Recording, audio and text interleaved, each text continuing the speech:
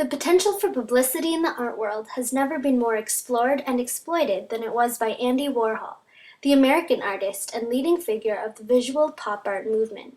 Today, I am going to be talking about how Andy Warhol has used photographs of people to bring him success. People are so fantastic, you can't take a bad picture. Warhol said, "People are so fantastic, you can't take a bad picture."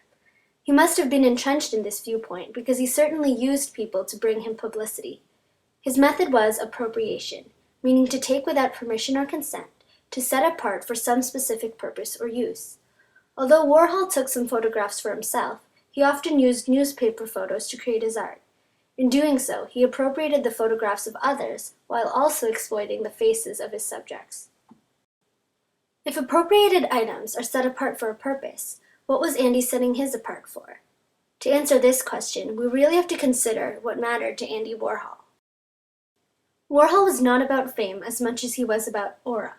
Although some superstars he exploited in his artwork would end up in magazines because of talent or wealth, he was able to make them into something more, and in exchange, he used them to give power to his aura. The following quote records what Warhol's opinion of aura was. I think aura is something that only somebody else can see, and they only see as much of it as they want to. It's all in the other person's eyes. You can only see an aura on people you don't know very well or don't know at all. So how did Warhol's subjects affect his aura? Could it have something to do with the green face, pink hair, or the scribbles? Warhol was famous for image mutilation in pop art. Some believe he has captured psychological insights in his work, but he doesn't credit himself this much. His explanation was, "It's so boring painting the same picture over and over." Warhol claimed to make surface-level art, but if that's what he intended, he failed. His artwork has deeper meaning. There are a couple explanations for this failure. First, he may have attached deeper meanings to his artwork and claimed not to have. That may not make sense to us, but remember that Andy Warhol prized aura above everything. Projecting shallowness would keep people from really knowing him, and therefore his aura would be protected. Another possibility is that Warhol really had no meaning behind his artwork, but photographs inevitably generate significance and meaning beyond just what people see. Warhol may have had no insight, but he knew that people are so fantastic you can't take a bad picture. I will come back to this at the end, but for now, think of all the purposes for photographs. Identification, memories, tribute, information, demonstration, appreciation, commission, the list goes on and on. Is it actually possible for a photograph, especially one of a human, to have no meaning? I would say no. A man named Robert Hirsch wrote an article called Photographic Possibilities, in which he says, "The truth is all images are make-believe, impressions that point to an original experience, and once let loose in the world, generate their own meanings. The majority of information is designed to let you discover your own and the medium's potentials." Think of all the meanings that could be derived from Warhol's renditions of Marilyn Monroe, Elizabeth Taylor, and Jackie Kennedy.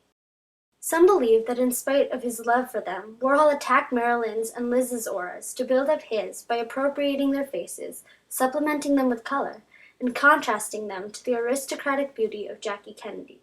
Another interpretation is that Warhol's sensitivity is being exposed by the pieces featuring these women. For example, it is believed that reproducing Marilyn Monroe was Warhol's method for coping with his grief when she died. Specifically, gold Marilyn Monroe, shown here, is supposed to bid her farewell into the eternal world. Likewise, his selection of Happy Jackie and Sad Jackie demonstrate Andy Warhol's sensitivity and sincerity. It has also been interpreted that the women form a triangle of female celebrity. They were beautiful, popular, and they each had something the public wanted. They were brought to personal lows through addiction, insanity, and death.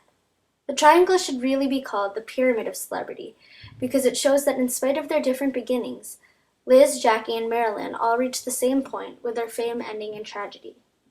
The diagram before you demonstrates how the triangle works. As you can see, the purple arrow explains the narrowing effect of celebrity, known as the curse of celebrity. If you look at Jackie's triangle, you'll see that it demonstrates how trouble comes to her early on, and the narrowing of her fame and well-being comes almost immediately afterwards. This is because, unlike her, Liz and Marilyn have many more events that lead towards destruction. The pyramid is not time-sensitive, just sequence-sensitive, although it does demonstrate the inverse relationship between time and fame. Some might call this the slippery slope syndrome. In addition to meanings derived from Warhol's work itself, Warhol's incorporation of people's faces into art allows his audience to discover their own and the medium's potentials, like the quote by Hirsch suggests. For example, Andy Warhol took the image of a can of tuna, one of many responsible for a few deaths in the United States, and repeated the newspaper photographs of its victims underneath. This piece of art will be seen as a memorial for some and a warning for others. In any case, photographed faces are being exhausted in their potential to communicate different messages. To end off, I'd like to turn upside down Andy Warhol's quote. People are so fantastic, you can't take a bad picture. The word fantastic comes from the Latin fantasticus, meaning imaginary. One of the best things Andy had going for him was that people are fantastic. Not that they are imaginary, but they imagine. You can take bad pictures of a person, but you cannot popularize a bad picture because people are so fantastic they will find the potential in any photograph. That is how people have helped Warhol gain success. It was never about fantastic subjects. It was about his fantastic followers. The imaginations of fantastic people made Andy Warhol's career. He counted on them to help his work reach their full potential by projecting meaning onto his art. By doing this, he also achieved his foremost goal. He protected his aura by withholding personal depths from his work. In closing, I guess I can only suggest that you apply Warhol's understanding of fantastic people when you produce art too. Thanks for listening, and I hope you leave feeling a little bit more fantastic.